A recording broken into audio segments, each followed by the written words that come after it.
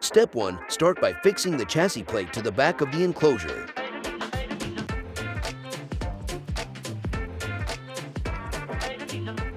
Step 2. The most important step. Remove the door from the enclosure. Step 3. Attach the side panel to the enclosure along with the recently detached door. Step 4. Attach the other side panel using nuts and bolts. Larger models have a threaded plate.